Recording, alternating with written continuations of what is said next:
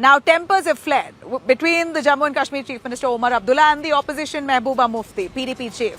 They've clashed over the revival of the long-stalled Tulbul navigation project days after India basically decided to hold on to the Indus Water Treaty. India had suspended the Indus Water Treaty just a few weeks ago after the Pahalgam attacks. This Indus Water Treaty was a 1960 World Bank brokered treaty. It survived wars, but not this one, not the Pahalgam massacre.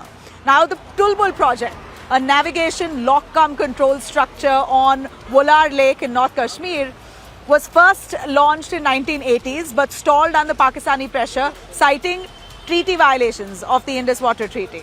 Omar Abdullah now says, now that you've anyway kept Indus Water Treaty in abeyance, India has to use that water for our benefit, our country's benefit. Let's establish the Tulbul project. Posting visuals of the unfinished barrage, Omar Abdullah in fact put out a message, and I quote, this is what he said: "Now that Indus Water Treaty has been temporarily suspended, I wonder if we can resume the Tulbul project." Mehbooba Mufti responding, slamming Omar Abdullah, saying this is dangerous, this is provocative, water cannot be weaponized, even if it is against Pakistan. देखिए, मैं समझती हूँ जो Indus water treaty है, इसको जो suspend किया है गवर्नमेंट ऑफ इंडिया ने, मेरे हिसाब से ये अनफॉर्चुनेट है।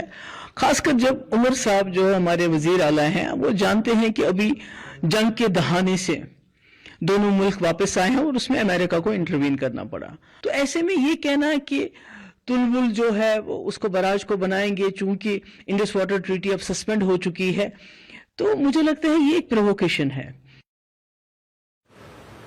All right, well, that was Mehbooba Mufti, and here's what Omar Abdullah said in a sharp retort. Omar Abdullah said, Mehbooba Mufti is doing nothing but trying to please some people across the borders. She's basically just playing to the gallery.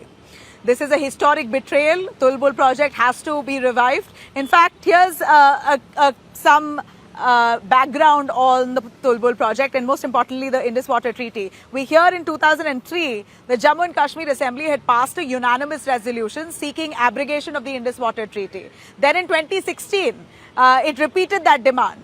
Now a PIL challenging the treaty as unconstitutional is also still pending in the Supreme Court. So there's been multiple attempts from India's side to suspend the Indus Water Treaty, but that never happened, considering it had several global players that at that point came in to ensure this treaty was established between India and Pakistan. So that said, this is the opportune time that India has taken to keep this Indus Water Treaty in abeyance and do everything that we can in our capacity to consume and use water for Indians' benefit.